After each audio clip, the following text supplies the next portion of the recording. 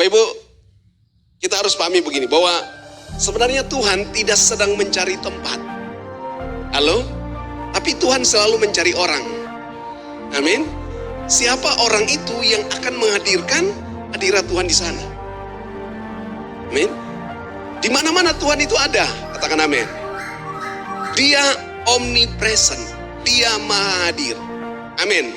Sekalipun itu di pasar, sekalipun itu di dapur, ya, di mana saja Tuhan ada. Tetapi kehadiran kitalah yang akan memanifestasikan kehadiran Tuhan itu menjadi manifest present. Dan bahkan lebih daripada itu, kalau kita bisa melakukan sesuatu yang bisa menarik turun, bukan saja manifestasi, tapi namanya kedahsyatan, awesome present. Tuhan kepingin untuk melakukan itu terjadi dalam hidup kita. Amin. Ini pesan-pesan yang saya suka lepaskan hari-hari ini, karena saudara tahu, untuk mengubah semua keadaan dan situasi yang sedang kita hadapi, masa-masa pandemi yang semakin bukan menurun tapi semakin grafiknya semakin tinggi, tidak ada cara lain. Saudara harus bisa mengubah omnipresent itu menjadi manifest present dan juga awesome present. Kehadiran Tuhan harus saudara jadikan sebagai suatu manifestasi ilahi. Realita kehadiran Tuhan itu menjadi nyata. Dan lebih hebat lagi, kalau kehadirannya yang nyata itu akan menjadi kedahsyatan yang luar biasa dalam hidup kita. Halo? Tadi statement saya, Tuhan itu tidak mencari tempat. Halo? Tapi Tuhan mencari orang. Halo? Jadi kalau saudara mau pergi cari Tuhan di tempat-tempat yang bagi banyak orang pikir, oh ini boleh, Tuhan ada di sini. Tuhan gak tertarik seperti itu. Amin. Coba kita lihat satu ayat. 1 Raja-Raja pasal 8. Ayat 16 sampai ayat 18. Oh ini hebat nih. Jadi statement-statement yang kita lepaskan di rumah Allah bukan hanya sebuah pernyataan-pernyataan yang tidak mendasar, tapi setiap statement yang dilepaskan di rumah Allah itu adalah kebenaran. Amin. Jadi bukan sekedar di rumah Allah, bukan sekedar yang disebut firman Tuhan, bukan ayat-ayat yang dicuplik yang kemudian dilepaskan, tapi yang disebut firman yang keluar dari mulut Allah dan yang ada di rumah Allah adalah statement-statement rohani yang bisa meregulasi kehidupan kita. Amin. Sebab setan juga bisa cuplik ayat. Amin. Jadi bukan soal ayat, seberapa hanya hafal ayat, tapi apakah kebenaran, apakah kehidupan, ya, apakah ada manifestasi satu kehidupan dari firman Tuhan, yang ayat-ayat firman Tuhan yang kita dengarkan. Oke, saudara baca ayat ini, ayat 16. Mari kita sama-sama. Sejak aku membawa umatku Israel keluar dari Mesir, ketika dia katakan apa? Tidak ada kota yang kupilih di antara segala suku Israel untuk mendirikan rumah di sana sebagai tempat kediaman namaku. Tetapi apa? Aku telah memilih Daud untuk berkuasa atas umatku Israel. Jadi bukan tempat yang menjadi sasaran. Bukan soal rumah ibadah itu yang penting, tapi siapa yang di rumah ibadah itu yang penting. Sekali lagi, saudara mau bangun gedung rumah ibadah semewah, tapi kalau tidak ada orang yang berkenan di hadapan Tuhan di dalamnya, gak terlalu penting untuk itu. Amin. Tuhan tidak memilih kota-kota untuk bangun. Halo? Sekalipun Manokwari nama kota Injil, Tuhan tidak akan tertarik di sana kalau tidak ada orang-orang yang bisa dibangun untuk memanifestasikan Injil di sana. Halo? Jadi bukan soal slogan, bukan soal statement. Tapi mari kita bangun jadi suatu kehidupan seperti itu. Makanya ayat di dalam sana, aku tidak memilih. Sejak aku membawa umatku Israel keluar dari Mesir, tidak ada kota yang kupilih di antara segala suku Israel untuk mendirikan rumahku di sana sebagai tempat kediaman namaku. Tapi yang Tuhan pilih siapa? Daud. Halo? Iya, Tuhan bukan pilih tempat, tapi Tuhan pilih orang. Tuhan tidak pilih kota, tapi Tuhan pilih orang. Jadi dengar baik. Tuhan hanya berkenan atas satu kota itu kalau ada orangnya di sana. Amin. Dengar sekali lagi. Saudara, kalau jadi orang yang berkenan di hadapan Tuhan, maka saudara menjadi perebut kota. Sebab Tuhan akan memilih kota kalau ada orang di kota itu. Amin. Ketika Daud berkenan kepada Tuhan, maka Tuhan memilih Sion. Amin. Karena itu dia bilang, oleh karena Sion, ku tak dapat berdiam diri. Dan karena Yerusalem. Baca ayat selanjutnya. Lalu raja melanjutkan, ketika Daud ayahku bermaksud mendirikan rumah untuk nama Tuhan Allah Israel, berfirmanlah Tuhan kepadanya, engkau bermaksud mendirikan rumah untuk namaku, dan maksud itu memang baik. Tuhan tidak suruh Daud bangun rumah. Kalau baca ayat ini, Tuhan sudah tidak pilih kota. Artinya Tuhan juga tidak suruh Daud bangun rumah. Tapi kalau Tuhan sudah berkenan atas Daud, maka apa yang Daud ingini, itu sejalan dengan keinginan Tuhan. Karena itu ketika Daud ingin untuk membangun rumah, Tuhan bilang keinginanmu itu baik. Tapi karena tanganmu berlumuran darah, nanti anakmu yang akan mendirikan rumah bagiku. Ya. Artinya Tuhan mau bilang begini, tidak semua pekerjaan itu harus melalui kita. Masih ada next generation. Amin. Ya. Jadi kalau Tuhan kerjakan apa yang kami kerjakan, kita kerjakan hari-hari ini, bukan kita yang harus tuntaskan semuanya. Amin. Kalau belum tuntas masih ada generasi. Amin. Ada next generation yang akan melanjutkannya. Karena Tuhan tahu batas-batas kekuatan kita. Iya. Jadi saudara harus ingat ini baik. Tuhan hanya memilih kota untuk namanya berdiam di situ kalau ada orang yang siap dipilih oleh Tuhan di kota itu. Mari kita lihat Mazmur 132 ayat 13. Mazmur 132 ayat 13. Firman Tuhan bilang begini.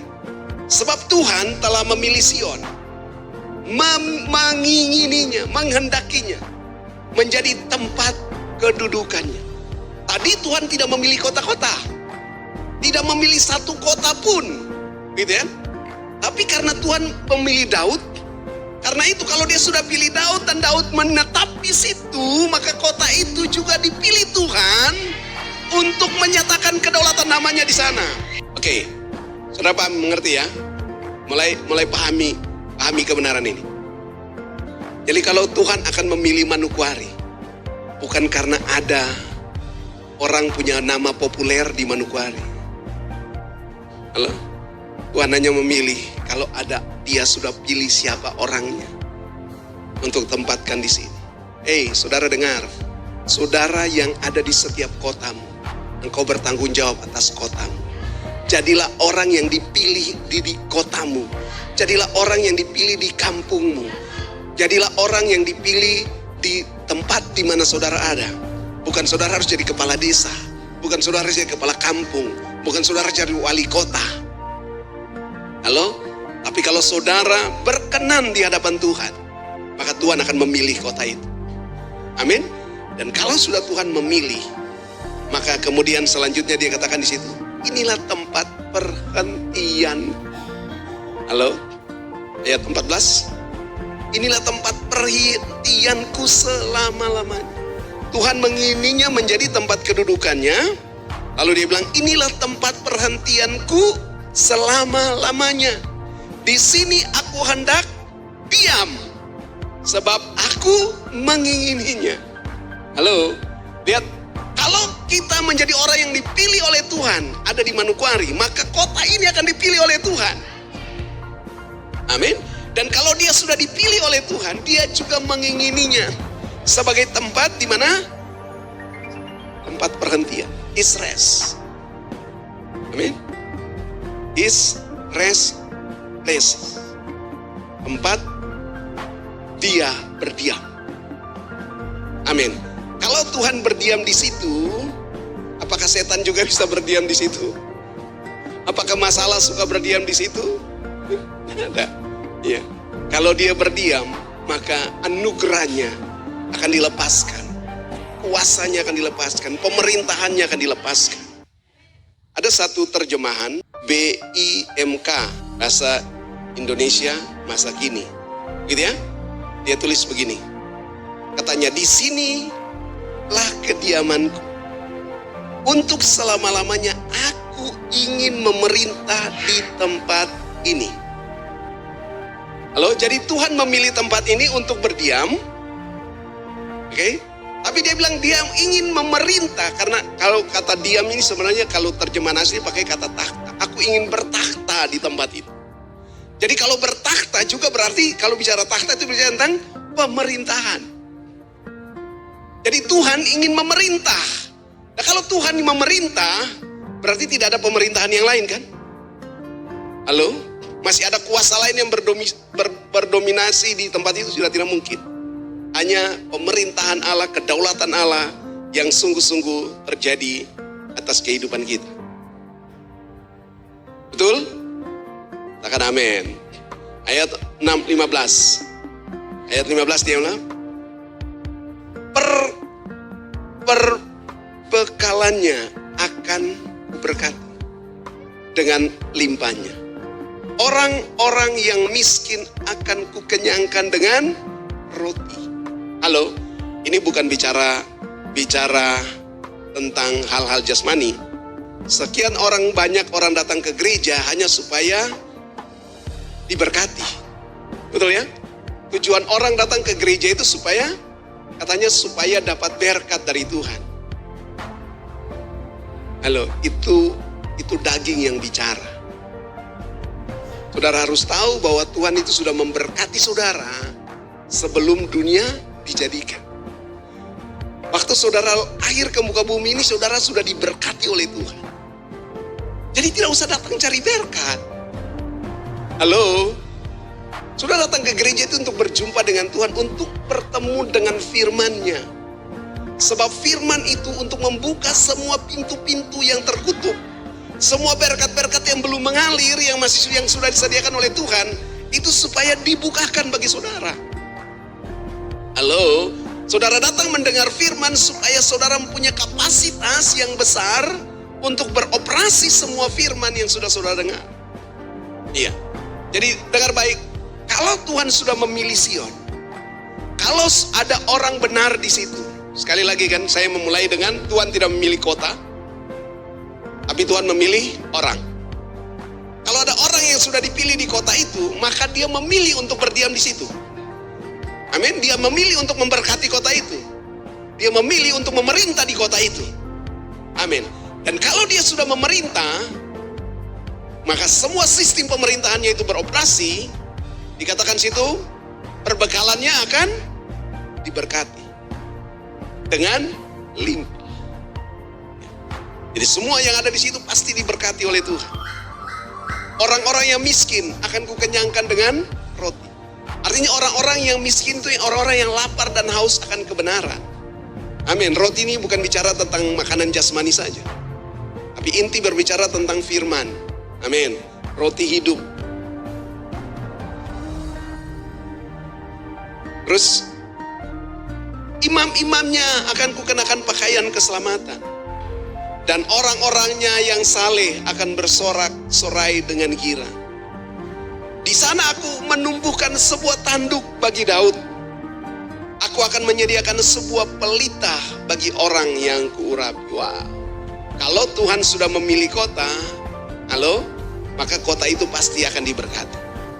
Amin. Saudara rindu kota saudara diberkati? Amin. Manokwari diberkati, Wasior diberkati, Sorong diberkati, Raja Ampat diberkati, Bintuni diberkati, Ambon diberkati, ya kan?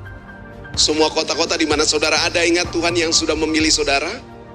Jangan lupa Alkitab bilang begini, di dalam Dia, di dalam Kristus. Efesus pasal 1 ayat 4. Lihat dulu ayat ini. Efesus 1 ayat 4. Sebab di dalam Dia, di dalam siapa? Di dalam Kristus. Sebab di dalam Dia Allah memilih kita sebelum dunia dijadikan. Bayangkan, sebelum dunia dijadikan, Tuhan itu sudah pilih kita.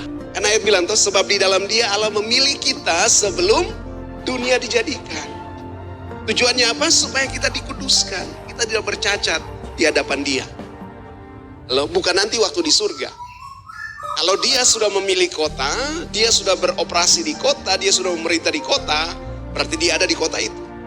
Saudara juga harus hidup tak bercacat di hadapan Tuhan di kota itu. Oke, paham? Oke, saya ingin baca, ada satu terjemahan Indonesia Liter Translate. Dia tulis begini. Sebab Yahweh telah memilih Sion, Dia telah mendambakannya untuk menjadi tempat kediamannya. Ini tempat perhentianku sampai selama-lamanya. Aku akan tinggal di sini karena aku menghendakinya. Gitu ya. Itu terjemahan apa? Yang saudara punya Alkitab elektronik. Jadi yang pertama, Tuhan menginginkan sebagai tempat kedudukan.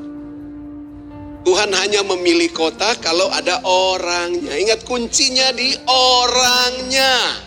Karena itu kami terus membangun orang. Kami tidak mau membangun gedung saja. Amin. Kalau sudah ada gedung ya puji Tuhan. Tapi yang terpenting orangnya. Bukan seberapa banyak orang. Berapa banyak pun orang, tapi kalau tidak memberi respon yang baik, ya sia-sia. Tapi Tuhan mau membangun orangnya. Amin. Kalau Dia sudah temukan orangnya di situ, pasti Dia juga menginginkan tempat itu. Jadi saya bilang, ketika Tuhan memilih Daud, lalu Daud punya kerinduan, kepingin untuk lakukan itu. Daud belum bisa buat, tapi dia sudah membuat marketnya, perencanaannya, anggarannya, biayanya. Bahkan Daud sudah memberi, sudah investasi. Halo? Ada tidak orang tua yang sebelum mati sudah siapkan semua untuk pembangunan, untuk bangun rumahnya? Daud sudah siapkan itu semua. Bukan saja karena jabatannya, lalu dia, ya banyak orang punya uang, punya jabatan, lalu kasih buat pekerjaan Tuhan, itu biasa. Tapi Daud bilang begini, dari milikku sendiri. Artinya bukan karena Daud punya, ya, tapi betul-betul dari dia punya keringatnya. Itu yang luar biasa. Oke, saya kepingin menunjukkan beberapa ayat supaya kita bisa mengerti tentang pilihan Tuhan itu. Mazmur pasal 87. Kalau Tuhan sudah memilih kota itu, maka setiap pintu-pintu masuk di kota itu juga diperhatikan oleh Tuhan. Amin. 87 ayat 2. Mazmur 87 ayat 2.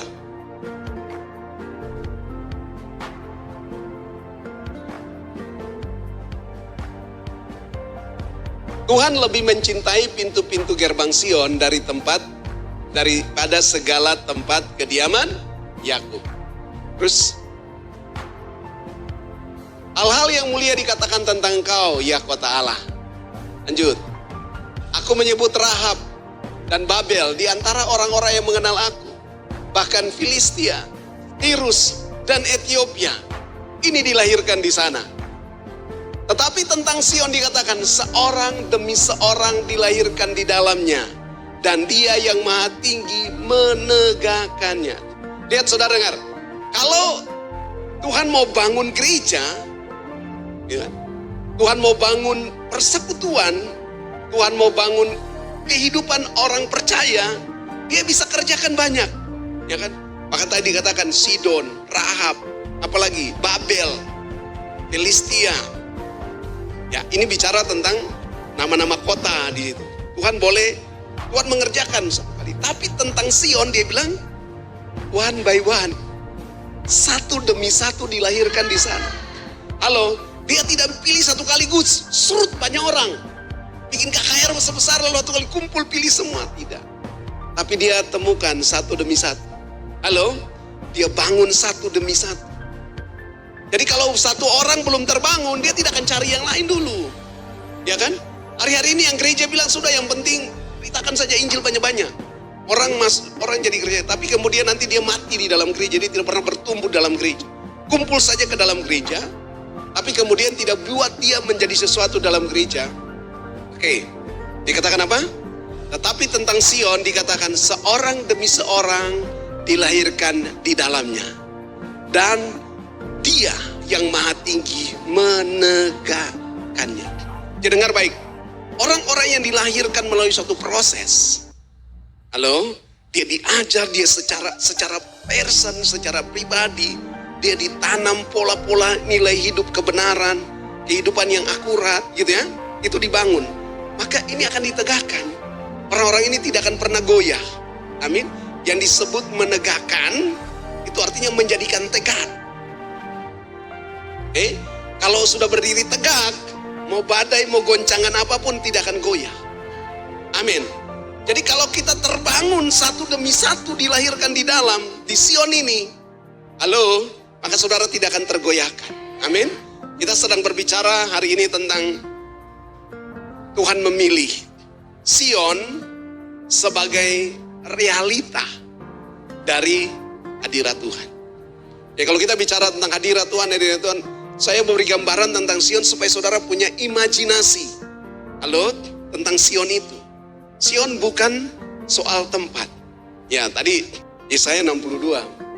Oleh karena Sion aku tidak dapat berdiam diri, dan oleh karena Yerusalem sampai aku tidak tinggal tenang. Sampai kebenaran bersinar seperti cahaya, dan keselamatannya menyala seperti suluh. Dan semua raja akan melihat kemuliaanmu, dan orang akan menyebut engkau dengan nama baru yang akan ditentukan oleh Tuhan sendiri. Kalau saudara dalam dimensi Sion ini, engkau akan menjadi mahkota keagungan di tangan Tuhan, dan serban kerajaan di tangan Allah. Engkau tidak akan disebut lagi yang ditinggalkan suami. Artinya engkau tidak lagi disebut janda. Dan negerimu tidak akan disebut lagi yang sunyi. Tetapi engkau akan dinamai yang berkenan kepadaku, dan negeri yang bersuami. Sebab Tuhan telah berkenan kepadamu, dan negerimu akan bersuami. Oke, ini bicara tidak lagi kesepian gitu kan. Tidak lagi, kalau pada zaman konteks tentang ayat ini, orang yang kalau mati, suaminya mati muda, itu biasanya selalu, ya yang namanya janda-janda itu sudah selalu anggap saja itu warga-warga kelas 2 lah gitu. Bagi, ada zaman Alkitab ini ditulis. Oke, lanjut. Sebab seperti seorang muda belia menjadi suami seorang anak darah, demikian dia yang membangun engkau akan menjadi suamimu. Dan seperti girang hati seorang mempelai melihat pengantin perempuan, demikianlah Allahmu akan girang hati atasmu. Ayat.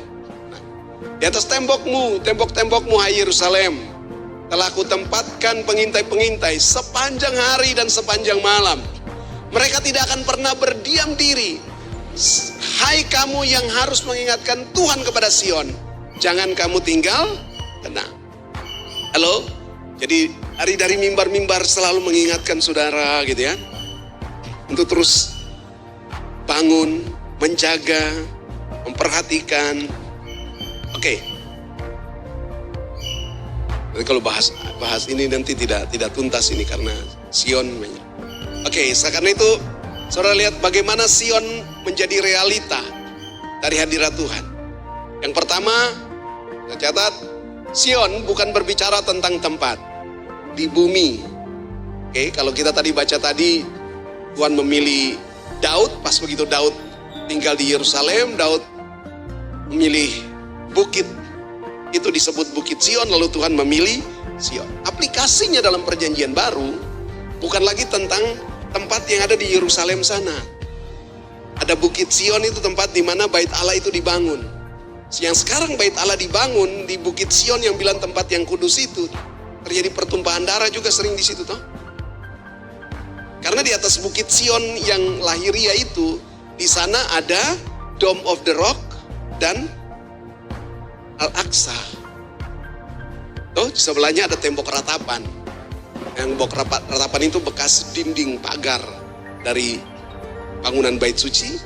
Lalu di sebelahnya itu sudah dibangun, di atasnya sudah dibangun Masjid Dome of the Rock, Masjid kubah batu, dan sebelahnya kubah emas itu, Al-Aqsa itu.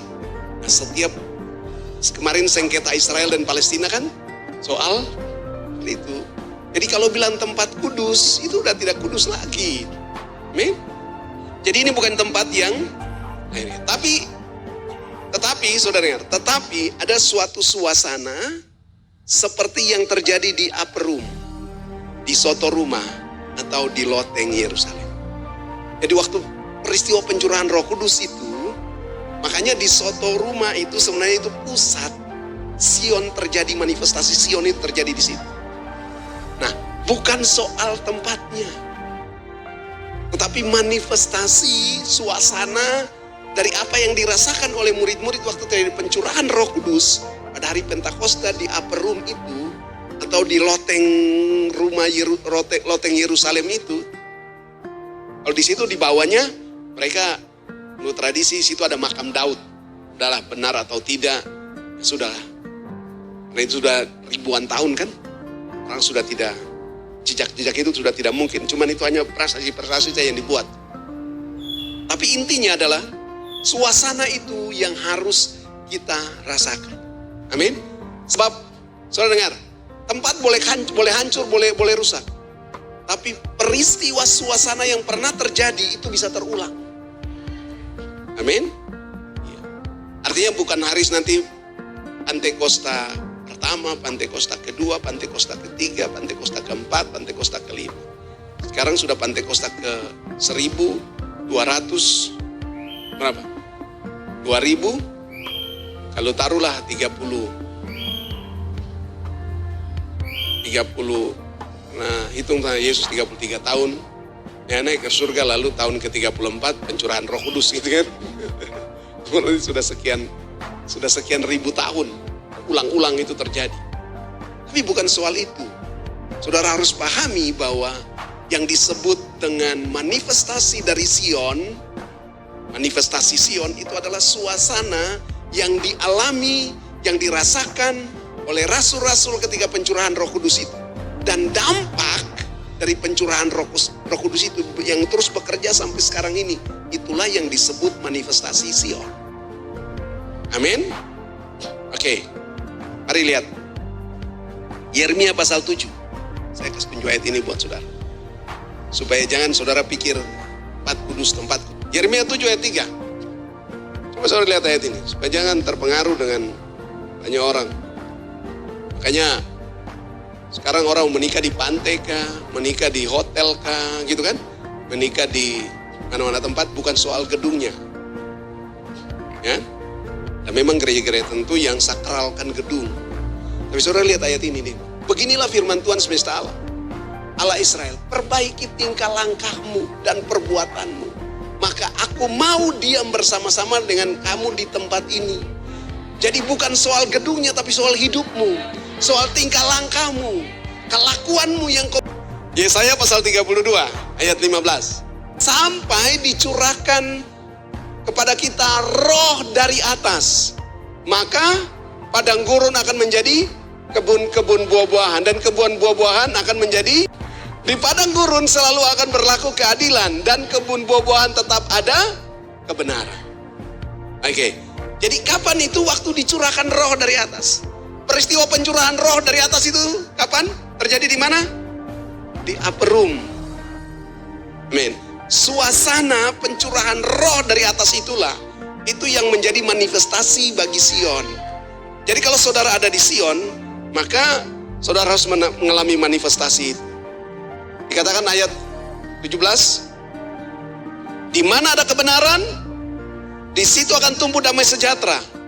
Dan akibat kebenaran ada ketenangan dan ketentraman untuk sementara, selama-lamanya. Amin. Jadi tidak ada yang sementara-sementara itu. Amin. Tapi ada tumbuh kebenaran, ada ketenangan, ada kebenaran dan ketentraman. Semua terjadi di mana? di upper room.